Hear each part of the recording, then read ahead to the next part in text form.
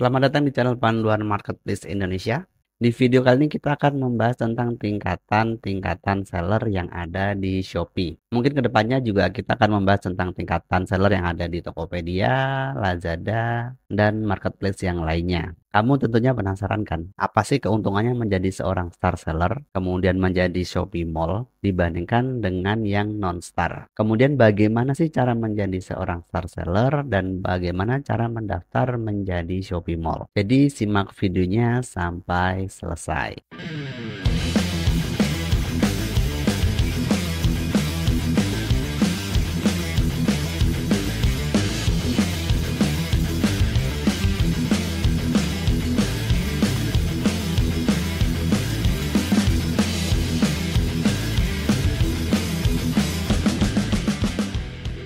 Baiklah, yang pertama akan kita bahas adalah perbedaan keuntungan dari penjual biasa atau non-star, kemudian star atau star plus, dan Shopee Mall. Apa sih perbedaan keuntungan dari ketiganya ini? Jadi kalau diklasifikasikan ya, di Shopee itu ada 3 tingkatan seller. Yang pertama itu ada yang non-star atau penjual biasa. Yang kedua ini ada penjual star. Penjual star ini dibagi dua, yaitu star dan star plus. Dan yang terakhir adalah Shopee Mall. Kemudian perbandingan keuntungannya itu seperti ini. Keuntungan pertama yang didapatkan oleh star seller dan Shopee Mall adalah ada label di toko dan di produknya. Kalau di penjual biasa kan nggak ada labelnya, cuman produk aja. Tapi kalau di Star atau Star Plus kan ada tulisan yang Star Plus atau Shopee Mall gitu. Itu keuntungan yang pertama. Itu akan membuat pembeli itu menjadi lebih percaya bahwa produk tersebut atau toko tersebut itu lebih memiliki integritas dibandingkan dengan penjual biasa. Kemudian keuntungan yang kedua adalah penjual Star dan Shopee Mall itu memiliki fitur whitelist. Fitur whitelist itu apa? Kalau dari data yang saya dapat, fitur whitelist itu adalah tanda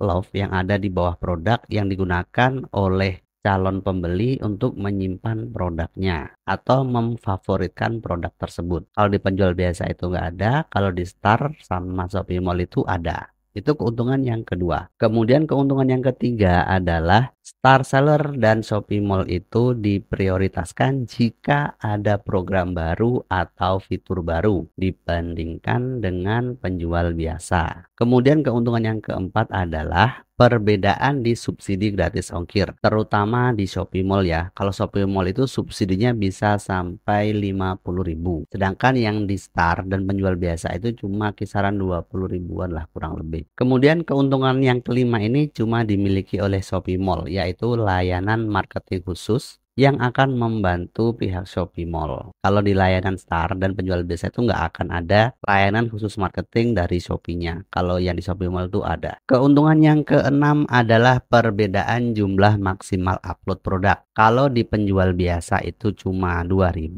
kalau di penjual Star itu 10.000, kalau di Shopee Mall itu bisa sampai 50.000 produk. Kemudian keuntungan yang ketujuh, ini cuma dimiliki oleh Shopee Mall ya, yaitu visibilitas di halaman Shopee Mall. Jadi Shopee itu punya marketplace khusus yang isinya itu semuanya adalah Shopee Mall. Kalau penjual Star atau penjual biasa itu tidak akan ada di sana. Oke, keuntungan yang ke-8 adalah fitur dekorasi toko premium. Ini didapatkan oleh penjual Star dan Shopee Mall aja. Kalau penjual biasa itu nggak akan ada fitur dekorasi toko premiumnya. Jadi tampilan toko akan menjadi lebih bagus, lebih menarik, dan lebih cantik jika menggunakan fitur ini. Dan keuntungan yang terakhir, yang ke-9 adalah prioritas dalam pencarian kata kunci. Ini dimiliki oleh penjual Star dan penjual Shopee Mall. Karena kalau kita cek di filter itu kan ada pilihan untuk menunjukkan jenis penjualnya. Bisa memilih Shopee Mall aja atau bisa memilih penjual Star Plus atau Star. Contoh, dia mengaktifkan filter Shopee Mall, maka produknya yang muncul di pencarian itu ya Shopee Mall semua. Begitu. Jadi penjual biasa ataupun penjual Star itu nggak akan muncul di sana produknya. Itu keuntungan yang terakhir. Baiklah. Keuntungannya sudah kita bahas dan kamu juga sudah bisa membedakan keuntungannya apa sih menjadi seorang Star atau Star Plus atau Shopee Mall dibandingkan menjadi penjual yang biasa atau non-Star. Kalau sudah ada keinginan untuk menaikkan level kamu atau menaikkan level penjual kamu, ikuti langkah-langkah berikut ini. Anggaplah kita baru start di non-Star ya. Untuk menjadi penjual Star itu harus bagaimana?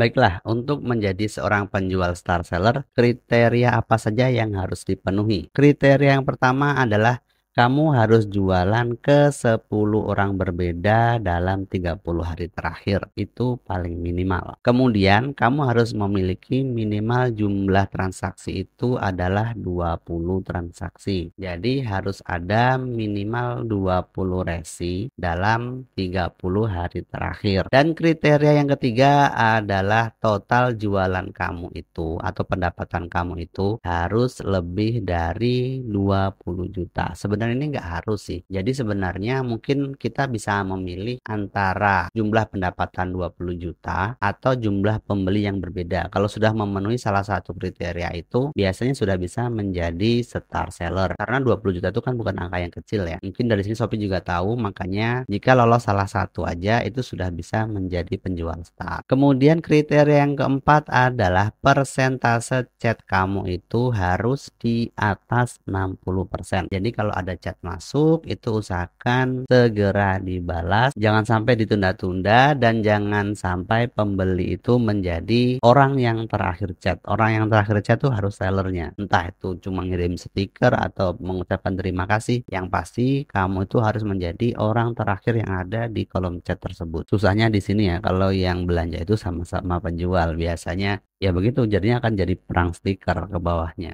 karena sama-sama nggak mau jadi orang yang terakhir chat. Dan kriteria yang kelima adalah penilaian toko kamu itu harus di atas 4,4. Kriteria yang selanjutnya adalah poin penalti kamu itu tidak boleh lebih dari 1.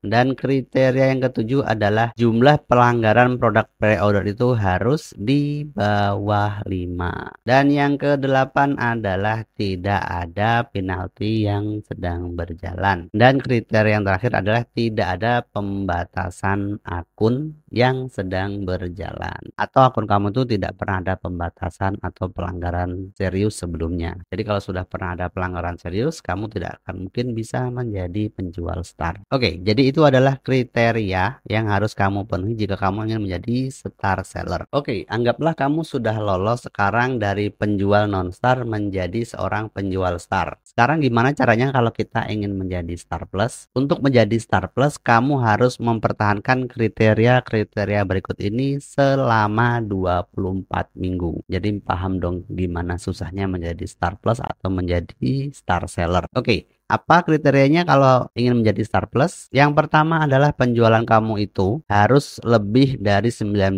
juta dalam 30 hari terakhir. Dan yang kedua adalah jumlah pelanggaran produk pre-order kamu itu harus di bawah 5. Yang ketiga adalah jumlah pembeli berbeda dalam 30 hari terakhir itu harus lebih dari 9 orang. Dan yang keempat adalah jumlah transaksi yang berhasil dalam 30 hari terakhir itu harus di atas 10 transaksi. Kemudian poin penalti kamu itu tidak boleh lebih dari 2 dan penilaian toko kamu itu harus di atas 4,4 dan persentase chatnya itu harus di atas 60%. Jadi kalau kamu bisa mempertahankan ini semua dalam 24 minggu, maka kamu berkesempatan menjadi star plus. Paham kan susahnya menjadi star plus? Perjuangan loh itu. Kemudian ada keuntungan eksklusif yang membedakan antara star dan star plus. Kalau dari yang saya pelajari ya, keuntungan eksklusif seorang star plus itu pada saat dia top up saldo iklan, itu dia akan mendapatkan cashback sebesar 3%. Sedangkan kalau penjual star itu cuma mendapatkan cashback sebesar 1%.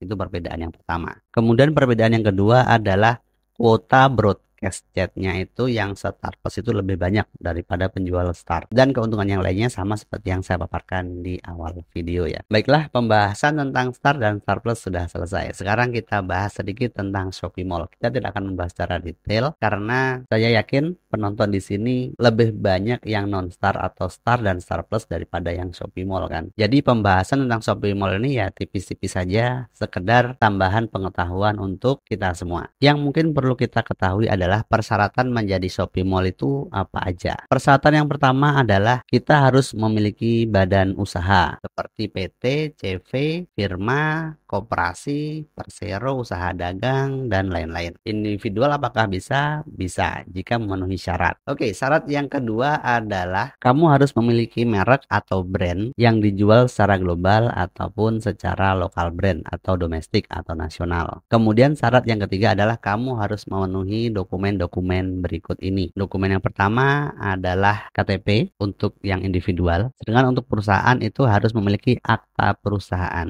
Kemudian dokumen yang ketiga adalah NIB atau nomor induk berusaha, itu berlaku untuk individual maupun badan usaha. Kemudian persyaratan dokumen yang keempat adalah surat pernyataan usaha perseorangan, itu untuk yang individual. Dan syarat dokumen yang selanjutnya adalah harus memiliki NPWP atau nomor pokok wajib pajak. Kemudian dokumen yang keenam adalah harus memiliki HKI atau hak kekayaan intelektual, baik itu untuk individual maupun untuk badan usaha. Kemudian yang terakhir adalah surat resmi penunjukan distributor kalau kamu memang eksklusif distributor dari suatu brand atau perusahaan tertentu. Dan di sini juga masih ada beberapa sertifikat yang harus dipenuhi, kemudian ada dokumen khusus untuk produk-produk khusus. Jadi persyaratannya lumayan banyak. Kalau kamu memang berniat ingin menjadi Shopee Mall, kamu bisa masuk ke halaman Seller Center, kemudian scroll ke bawah yang di sebelah kiri. Ini dari tampilan desktop ya. Itu ada tulisan toko, kemudian di bawah toko itu ada tulisan profil toko, itu kamu klik, kemudian masukkan passwordnya. Nanti di sebelah kanan atas itu ada tulisan Shopee Mall daftar, kamu klik itu aja. Nanti kamu akan diarahkan ke halaman pendaftaran Shopee Mall, persyaratannya apa aja yang harus dipenuhi, dan lain sebagainya.